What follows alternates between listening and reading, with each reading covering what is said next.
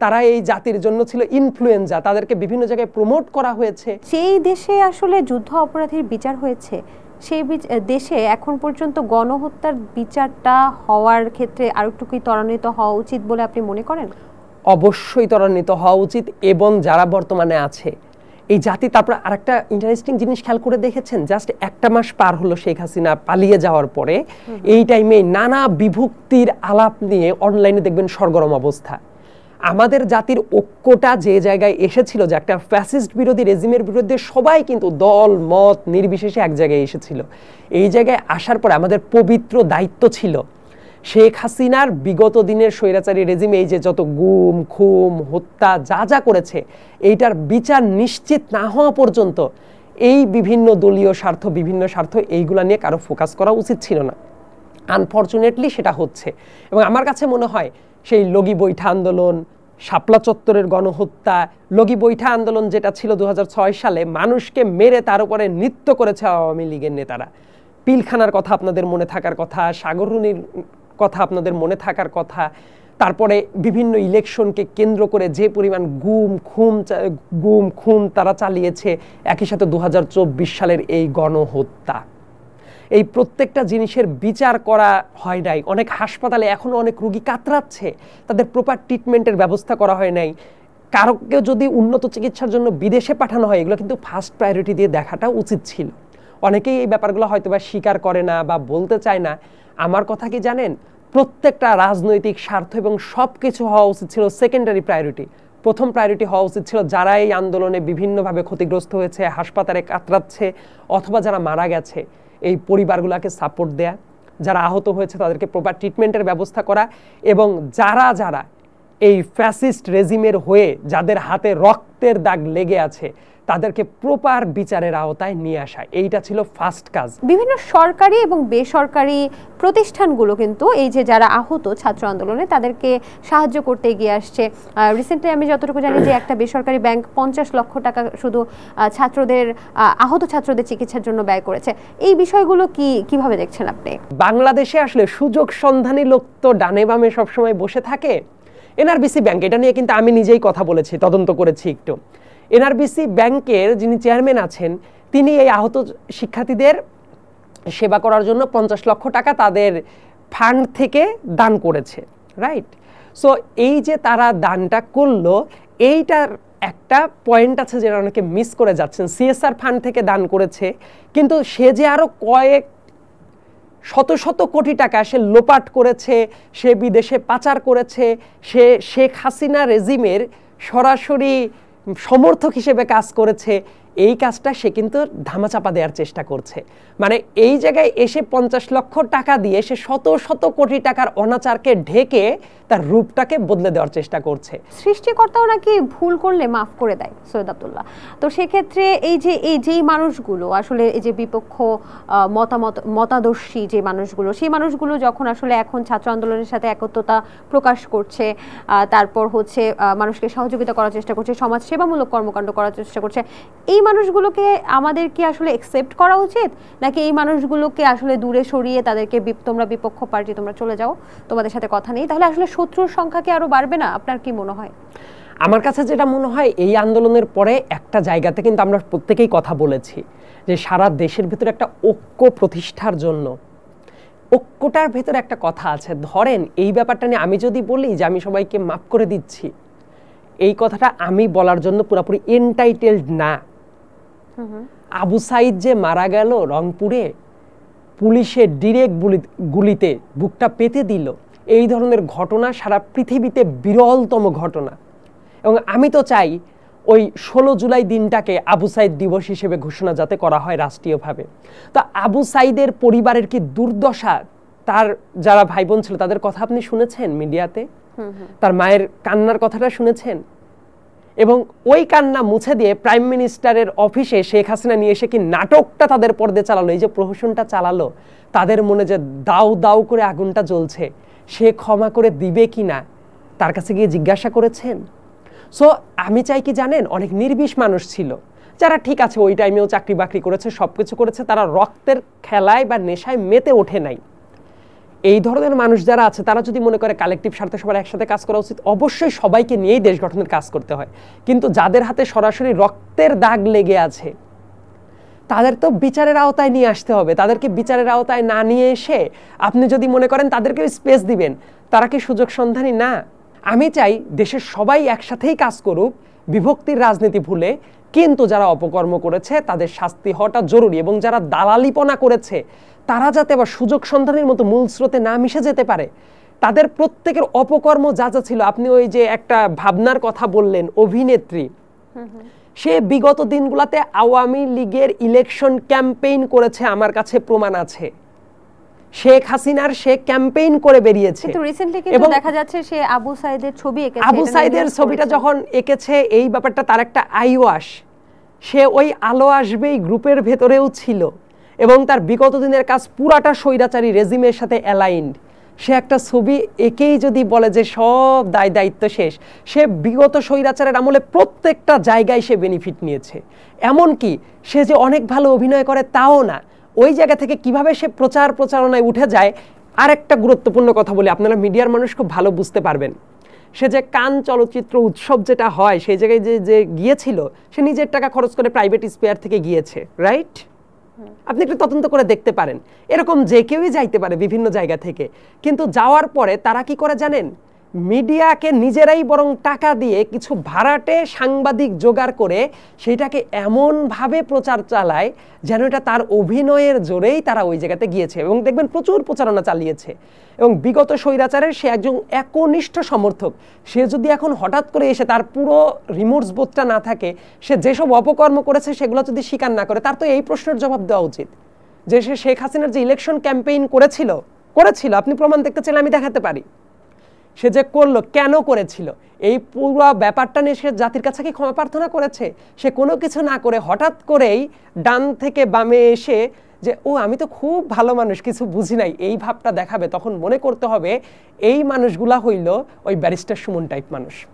একটু বলি যে রাফসানদার ছোট ভাইয়ের কথা, তিনি যখন ছাত্র আন্দোলনে গিয়েছিল, অর্থাৎ একাত্মতা প্রকাশ করতে গিয়েছিল, তখন কিন্তু ছাত্ররা তাকে আসলে অ্যাকসেপ্ট করেনি, সেখান থেকে তাড়িয়ে দিয়েছে বা চলে যেতে বলেছে, জোর করে নিয়ে গাড়িতে উঠিয়ে দিয়েছে। এই বিষয়টাকে আপনি কিভাবে দেখবেন? আমি সবসময় একটা কথা বলি, আমার ওই ভিডিওর পরেও কিন্তু আমি বলেছি, রাফসান আমার শত্রু না। আমি যে কাজটা করেছি টোটালি দেশের স্বার্থে, কারণ আমাদের দেশের ঋণ খেলাপি ইস্যু এত জটিল হয়ে যাচ্ছিল, এবং দেখবেন সরকার বা সরকারের সাথে যাদের আতাত থাকতো তারা জনগণের টাকা, ঋণ খেলাপি টাকাটা কিন্তু জনগণের টাকা। আমি যখন এই ভিডিওটা করেছি আমি সবসময় বলতাম যে তরুণরা যদি রাজনৈতিক সচেতন হয়ে ওঠে, একটা দেশে একটা বৈপ্লবিক পরিবর্তন আসে। এবং তরুণরা যদি রাজনীতি সচেতন হয় তাহলে কি হতে পারে এতদিনে নিশ্চয়ই সবাই বুঝে গেছে। আমি যখন ওই ভিডিওটা বানালাম অনেকে প্রশ্ন করছিল কি জানেন, এটা তো ব্যক্তিগত ব্যাপার তাদের, এই ব্যাপার নিয়ে কেন কথা বলছেন? ঋণ খেলাপির যে টাকা, এটা যে ব্যক্তিগত টাকা না, এটা যে জনগণের টাকা, ব্যাংকের টাকা কিন্তু পাবলিক মানি। ইয়তরা এই ব্যাপারটাও ভুলে গিয়েছিল। সো আমার টার্গেটটা ছিল এই ঋণ খেলাপি যারা করে, মতিউরের মতো যারা অনেক টাকা পয়সা মেরে দেওয়ার কাজ করে, এরা যাতে পাবলিকলি তাদের রিপারকেশনের ব্যবস্থা হয়। এবং এইটা করার পর আমি বলি, আমি তারপর বলছি এই ব্যাপারটা। তারপরে রাফসানের ওই জায়গাটা ভুলটা কি হয়েছে জানেন? সে যদি এই ব্যাপারটা স্বীকার করে নিত তাহলে কিন্তু পাবলিকের চোখে ওই ব্যাপারটা ধরা পড়তো না। কিন্তু সে যে কাজটা করার চেষ্টা করলো, সে এসে পুরোটা ডিফেন্ড করার চেষ্টা করলো। সে ইনফ্যাক্ট ওই ভিডিওতে আমাকে এসে মামলার ভয় দেখাচ্ছিল। তার ভুল ত্রুটিগুলো আলাদা রেখে সে ডিফেন্ড করে সে মামলার ভয় দেখাচ্ছে। আপনাকে ব্যক্তিগতভাবে আক্রমণ করার কারণেই কি ছাত্র জনতা তাকে অ্যাকসেপ্ট করেনি, আপনি সেটা বলতে চাচ্ছেন? এবং তার কিন্তু আরো কিছু ভুল ছিল। যেমন সে মনে করে দেখেন, সে প্রাইম মিনিস্টারের, একটা স্বৈরাচারী প্রাইম মিনিস্টারের সে মরক পোলাওয়ের রিভিউ করতে গিয়েছিল। সে নসরুল হামিদ বিপুর মতো একজন, মানে বাংলাদেশের বিদ্যুৎ খাত ধসায় দেওয়ার যে একটা নেতা, নসরুল হামিদ বিপুর সে ইলেকশন ক্যাম্পেইন করে বেরিয়েছে। এই কাজগুলো করার জন্য আমার মনে হয় রাফসান যদি পাবলিকলি এসে বলতো আমি যে এই কাজগুলো করেছি, এই কাজগুলো ভুল, তাহলে মানুষ কিন্তু তাকে অ্যাকসেপ্ট করতো। ইনফ্যাক্ট তাকে যখন ওই যে আন্দোলনের ভেতর থেকে গাড়িতে যখন তুলে দেয়, এই ব্যাপারটা দেখে না আমারও ভালো লাগে নাই। আমি ব্যক্তিগতভাবে প্রতিশোধ পরায়ণ মানুষ না। ইনফ্যাক্ট আমি কি চাই জানেন, এরপরে ওই ইনফ্লুয়েন্সার সোসাইটির কিন্তু আরো কয়েকজন, রাফসান না আরো কয়েকজন আমার সাথে কথা বলেছে যে ভাইয়া আমরা না এই ব্যাপারটা ফেস করেছি এইটা নিয়ে। ইনফ্যাক্ট আমি কিন্তু মনে করে দেখেন, আমি যে ভিডিওটা বানিয়েছিলাম রাফসানকে কিন্তু আমি কফির দাওয়াতও দিয়েছিলাম। যে সরকারের টাকা সরকারকে ব্যাক করে দিতে পারলে আমি তাকে কফির দাওয়াতও দিয়েছিলাম। সো রাফসানকে যেদিন টিএসসিতে এই কাজটা করা হয়, আমি যদি ওই জায়গায় উপস্থিত থাকতাম আমি এটা ডিফেন্ড করতাম। কারণ একজন মানুষ ভুল করতে পারে, ভুলটা এদের আমি চাই ইয়ত যারা আছে ভুলের জায়গাটা বুঝে সে যদি পাবলিকলি ওগুলা প্রত্যেকটা ব্যাপার স্বীকার করে তাহলে কিন্তু আমার মনে হয় তার অ্যাকসেপ্টেন্সটা বাড়বে। ভুল স্বীকার করলে অ্যাকসেপ্টেন্সটা বাড়বে, আপনি তাই বলছেন। তাহলে ওইটা স্বীকার না করলে ফারাজ করিমের কথা কি বলবেন? তিনি তো আমরা দেখেছি তিনি তার মাকে সহ আসলে ভিডিওতে এসে বলেছেন যে আমার পারিবারিক চাপ, তার আম্মাই কিন্তু বলেছেন যে পারিবারিক চাপের কারণে আসলে ছাত্র আন্দোলনে তিনি সক্রিয় হতে পারেননি। তারপর আপনি আসলে মাশরাফি বিন মুর্তজার কথা কি বলবেন? তিনি আমাদের আমি ফারাজ করিমকে নিয়ে তো ভুল স্বীকার করে বলেছেন যে আমার আসলে ছাত্র আন্দোলনে থাকা উচিত ছিল, কিন্তু আসলে রাজনৈতিক চাপ সহ নানান চাপে আসলে আমি বুঝতে পারিনি, আমি সেজন্য দুঃখ প্রকাশ করছি। তাহলে এই ভুল স্বীকারগুলো মাশরাফির জায়গাটা লিগ্যাল দায়বদ্ধতার জায়গাটা আছে। মাশরাফির সে ভোটচোর রেজিমের এমপি ছিল একবার না দুইবার। দেশের জনগণের ভোটাধিকার যখন হরণ করা হয় তারপরেই তো এইটার পাশাপাশি তো আসে যত অনাচার। তার মানে এটা পেছনে তার ফারাজ করিমকে নিয়ে আমি অনেক আগের থেকেই অনেক ক্রিটিক করি। আমি যখন ফেসবুক স্ট্যাটাস দেখবেন আরো 1-1.5 বছর আগের থেকেই তাকে নিয়ে লেখালেখি করতাম। তাকে কেন আপনি মনে করছেন সে নর্মাল ইনফ্লুয়েন্সার? তার বাবা একজন চট্টগ্রামের ভূমিদস্যু, এটা জানেন? সে ওই রেজিমের এমপি, এইটা জানেন? তার পুরো ফ্যামিলি তো মানুষের ভোটাধিকার হরণ করা লোক। তার বাবা এক সাইডে ভোটের অধিকার হরণ করবে, আর ফারাজ করিম টাউটটা এসে মানুষকে দেখেন সেই স্ট্যাটাস দিত কি জানেন? আজকে সবাই রোজা রাখবেন, সেহরির টাইমে আমি সবাইকে ফেসবুকে স্ট্যাটাস দিয়ে ডেকে দিত সবাই ঘুম থেকে উঠুন। মানে কারো ফেসবুক স্ট্যাটাসে ঘুম থেকে মানুষ উঠে সেহরি করতে পারে, এই ব্যাপারটা সম্ভবত বাংলাদেশে ফারাজ করিমের মতো টাউটরা না করলে আমরা জানতেই পারতাম না। এই যে বন্যা, সাম্প্রতিক সময়ের বন্যা, এটা কি আপনার মনে হয় প্রাকৃতিক নাকি রাজনৈতিক বন্যা, কোনটা? আমি আমার লয়ের একটা কোর্সই কিন্তু থাকে, এনভায়রনমেন্টাল ল পড়তে হয়, একই সাথে মাস্টার্সে মানে এলএলএম করার টাইমে ওপেন ক্রেডিটে কোর্স নেওয়া যায়। আমার ইন্টারন্যাশনাল এনভায়রনমেন্টাল ল আমার নিজের সাবজেক্ট ছিল, এবং ইন্টারেস্টিংলি এই সাবজেক্টটা পড়াতো আসিফ নজরুল স্যার। সো আসিফ নজরুল স্যারের আবার কিন্তু পার্টিকুলার জায়গাটা হলো নদী আইন যেটা আছে এইটা নিয়ে। সো নদী আইন কিভাবে কাজ করে এই ব্যাপারটা নিয়ে আমার কিছুটা একাডেমিক পড়াশোনাই আছে।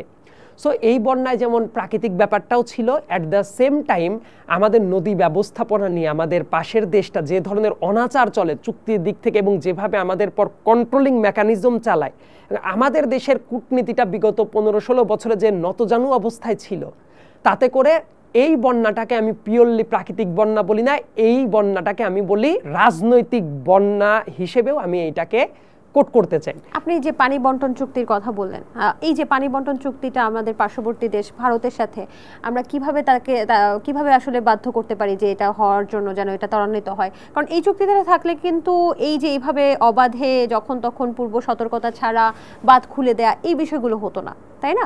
তো আমরা কিভাবে আসলে এটা নিশ্চিত করতে পারি? আমাদের অভিন্ন নদী আছে 54টা, এর ভেতরে দু একটা বাদে আমাদের কিন্তু আপস্ট্রিমের দেশ হলো ইন্ডিয়া, আমরা কিন্তু ডাউনস্ট্রিমের দেশ, এবং প্রত্যেকটা জায়গায় নদীর পানির যে হিস্সা, এই হিস্সাটা কোনোদিনই আদায় করা হয় নাই। আওয়ামী লীগের প্রতিষ্ঠাতা মুসলিম জননেতা মাওলানা আব্দুল হামিদ খান ভাসানী এই ব্যাপারটা উপলব্ধি করত। বিএনপির প্রতিষ্ঠাতা যে জিয়াউর রহমান আছে সেও এই ব্যাপারটা উপলব্ধি করত।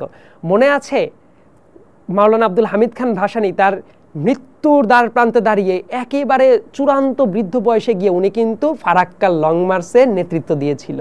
এবং ভারত যেটা করেছে, এই যে প্রত্যেকটা জায়গায় বাদ দেওয়া থেকে শুরু করে যা যা করেছে, এই কাজটা আমরা নিয়ন্ত্রণ করতে পারতাম আমরা যদি ইন্টারন্যাশনাল যে কনভেনশনগুলো আছেন পানির হিস্সা নিয়ে, সেগুলো আমরা পার্টি স্টেট হইতে পারতাম। আমরা তো সেই দিকে কখনো আগাই নাই।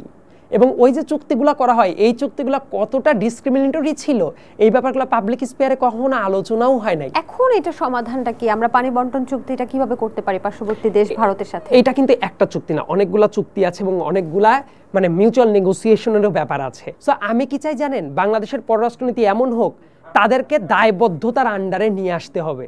তারা যেসব অপকর্ম করবে আমরা যাতে ভয়েস রেজ করতে পারি, এবং ইন্টারন্যাশনাল ফোরামে যেগুলো আছে আমাদের উচিত সবগুলারই মেম্বার হওয়া, যাতে করে আমাদের অভিযোগ দায়ের করার একটা পারফেক্ট ফোরামটা থাকে। এবং তারা যে দাদাগিরি করে বেড়াবে, আমরা যে সেটা সহ্য করব, এই জায়গাটা হওয়া উচিত না। এই যে জাতীয় সঙ্গীত পরিবর্তনের একটা কিন্তু রব উঠেছে সোশ্যাল মিডিয়া সহ বিভিন্ন জায়গায়, এবং সদ্য আয়না ঘর থেকে মুক্তি পাওয়া যিনি হচ্ছেন, আমি যদি ভুল না করে থাকি, ব্রিগেডিয়ার জেনারেল আজমি, তিনি কিন্তু এই জাতীয় সঙ্গীত পরিবর্তনের কথা প্রথমে তুলেছিলেন এবং তারপর থেকে অনেকে এটাকে সাপোর্ট করছে, কেউ কেউ এটাকে সমালোচনাও করছে। তো এই বিষয়টা আপনি কিভাবে দেখছেন? আসলে কি পরিবর্তন হওয়া জরুরি?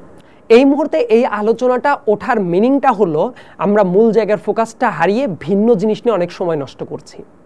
যে টাইমে আমাদের গণহত্যা চালানো একটা দলের বিরুদ্ধে বিচার নিশ্চিত করার কথা, যে মুহূর্তে আমাদের যারা আহত হয়েছে তাদের চিকিৎসার ব্যবস্থা করার কথা, যে পরিবারগুলো ক্ষতিগ্রস্ত হয়েছে তাদের খোঁজ নেওয়ার কথা, এবং দেশের ইকোনমিটাকে যেভাবে ধ্বংস করে গিয়েছিল পুনর্গঠন করার কথা, এবং আমাদের সামনের রাজনৈতিক রূপরেখা কেমন হবে সেটা ঠিক করার কথা, ওই মুহূর্তে দাঁড়িয়ে আমরা যদি এই ব্যাপারগুলা নিয়ে তর্ক বিতর্কে মেতে থাকি, এর মানে ঐক্যটাকে নষ্ট করে বিভাজনের দিকে হাঁটছে সবাই। আমার কাছে মনে হয় এই মুহূর্তে এই আলোচনার দিকে ফোকাসড থাকা একদমই উচিত না, বরং মূল যে কাজগুলো আছে সেই কাজগুলো করা উচিত। এবং শুধু এই জাতীয় সঙ্গীত না, আপনি দেখবেন অনেকগুলা এইরকম টপিক আসবে যারা এই আলোচনাগুলোকে দিয়ে আমাদের মূল কাজগুলোর ফোকাসটাকে নষ্ট করার পায়তারা করবে। তাই অনেক তো আসলে গুরুত্বপূর্ণ কথা বললাম। এখন আপনার ব্যক্তিগত লাইফ, আপনি আসলে এখন বর্তমানে আপনার পরিবারে কে কে আছেন? পরিবারের কথা যদি বলেন, বাবা, মা, ছোট বোনও ঢাকা ইউনিভার্সিটিতে পড়াশোনা করছে বর্তমানে। আমি এই ফ্যামিলির বাইরে আমার কাছে যেটা মনে হয়, পুরো দেশটাকেই আমার এখন ফ্যামিলি মনে হয়, যে সবাইকে নিয়েই আমাদের কাজটা করা উচিত। তার মানে আপনি এখনো বিয়ে তো করেননি? না, এখনো বিয়ে করিনি। আচ্ছা, আপনার কি পছন্দ আছে? এই কথাগুলা মিডিয়াতে কি বলা উচিত? Yes or no? Yes or no আপনি বলেন, ইয়েস অর নো। এইটা আমার মনে হয় যে এই জাতীয় মতামত যদি প্রকাশ করি তাইলে বিভিন্ন রকম কথাবার্তা হবে। রাদার কোনোদিন যদি সামনে বিয়ে হয় অবশ্যই আমি জানাই দিব, কারণ এখন আবার প্রবলেমও আছে যে আমরা ধরে নিতে পারি আপনার পছন্দ আছে। আমি ইয়েস নো কিছুই না বলি। এই আন্দোলনে কিন্তু প্রবাসীদের একটা বড় ভূমিকা আছে, এবং আপনি জেনে খুশি হবেন, আপনি হয়তো জানেন ওই বিষয়টা, যে সম্প্রতি কিন্তু 57 জনকে, যে এখানে একটা বিদেশি রাষ্ট্র থেকে 57 জন, আমিও এটার পেছনে অ্যাক্টিভিজম আমি নিজেও করেছি। আছেন আপনি, তাহলে খবরটা দিয়ে দেন। আচ্ছা, প্রবাসীদের অবদানকে আমি দুইটা ক্যাটাগরিতে একটু ভাগ করতে চাই।